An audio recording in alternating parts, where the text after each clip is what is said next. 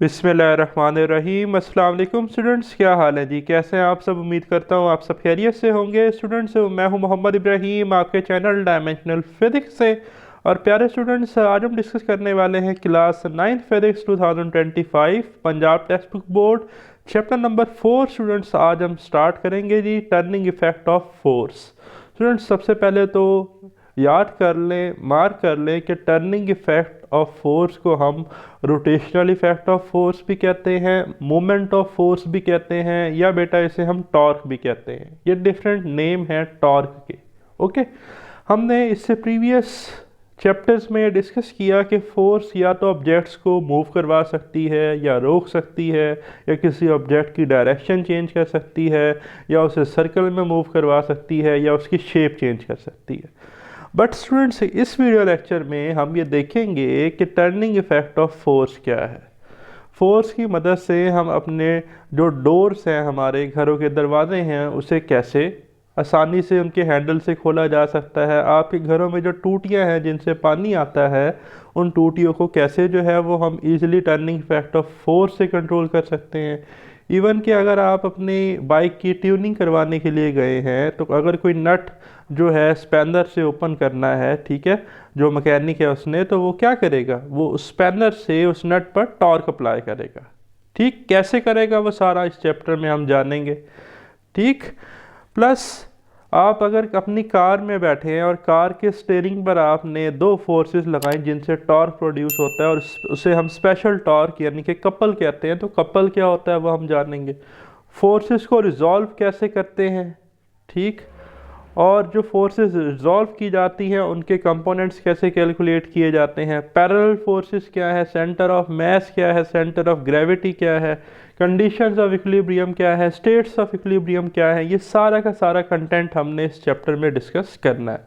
But आज के video lecture में हम ये डिस्कस करेंगे कि पैरेलल फोर्सेस क्या होती हैं और लाइक और अनलाइक पैरेलल फोर्सेस क्या है। तो आए चैप्टर का स्टार्ट करते हैं।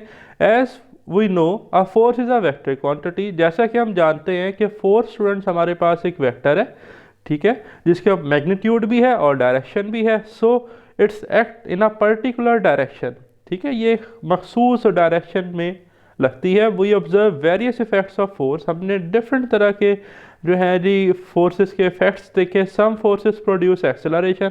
कुछ फोर्सेस जो है वो क्या प्रोड्यूस करती थी, एक्सेलरेशन। जब वेलोसिटी किसी बॉडी की इंक्रीज होती थी तो एक्सेलरेशन प्रोड्यूस होती थी। और deceleration in a body, या decelerating in a body. तो डी एक्सेलरेशन कब होती थी, जब किसी वेलोसिटी की बॉडी डिक्रीज होती थी। Some tend to turn it around a point, ठीक है, कुछ किसी बॉडी को जो है क्या करती थी, किसी पॉइंट के अलोंग टर्न कर देती थी, move. Centripetal force body circle में मूव करती थी।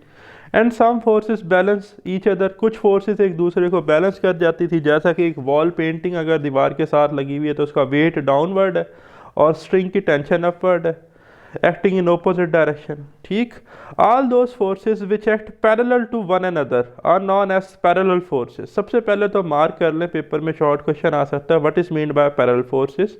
तो ऐसी फोर्सेस जो सारी की सारी पैरेलल हो, उन्हें हम क्या कहते हैं, पैरेलल फोर्सेस। इसकी एग्जांपल ऐसे दूंगा कि किसी पर्सन की कार पंचर हो गई। फॉर एग्जांपल, आप एक लॉन्ग सफ़र पर जा रहे थे, गाड़ी पंचर हो गई, तो अब दो बंदे जो हैं वो उसको पुश कर रहे हैं, उस पर फोर्स लगा रहे हैं।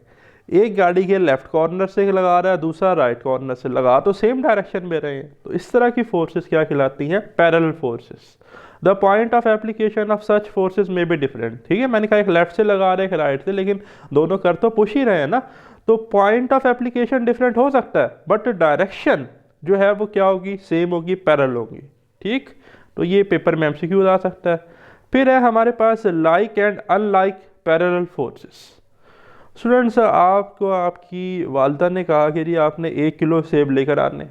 आप एक थैले में सेब लेकर आ रहे हैं, ठीक, उन सारे एप्पल्स की डायरेक्शन, उन पर लगने वाली फोर्स ड्यू टू ग्रेविटी कहाँ है, डाउनवर्ड, नीचे। ठीक, तो वो सारी की सारी लाइक पैरेलल फोर्सेस हैं।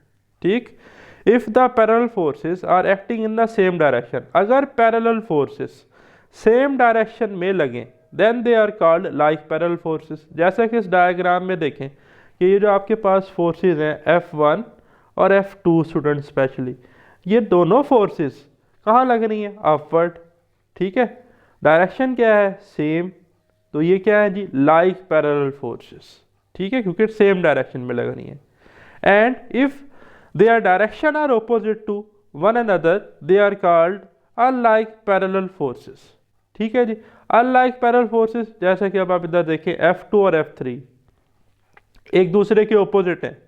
ठीक है, इक्वल हो भी सकती है, नहीं भी हो सकती, पैरेलल है बट ऑपोजिट इन डायरेक्शन। तो ऐसी फोर्सेस जो ऑपोजिट हो डायरेक्शन में उन्हें हम कहते हैं अनलाइक पैरेलल फोर्सेस। ठीक है, और नॉर्मली जो मैंने आपको कार के स्टीयरिंग की एग्जांपल दी कपल की, उसमें अनलाइक पैरेलल फोर्सेस लगती हैं। ठीक, तो देखें three forces F1, F2 and F3 are shown in figure 4.1। ये जो फिगर है हमारे पास, ठीक है, acting on a rigid body, एक रिजिड बॉडी है जी। ठीक है, जिसमें दो पार्टिकल जो है वो एक ही डिस्टेंस पे रहते हैं। अगर बॉडी रोटेट भी करे, डिस्टर्ब भी करे, तो जो उसके अंदर दो पार्टिकल्स हैं उनके दरमियान डिस्टेंस पे कोई इफेक्ट नहीं पड़ता। इस तरह की बॉडी को हम क्या कहते हैं? Rigid body. ठीक है, here the forces F1 and F2 are like parallel forces. मैंने शुरू में बता दिया कि F1 और F2 क्या है? Like parallel forces. ठीक है, पैरेलल है, सेम डायरेक्शन है। ठीक, but forces F2 and F3 are unlike parallel forces.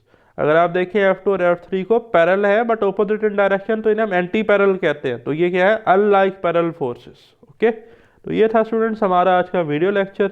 Next इंशाल्लाह हम डिस्कस करेंगे एडिशन ऑफ फोर्सेस। मुझे दें इजाज़त, अल्लाह हाफिज़।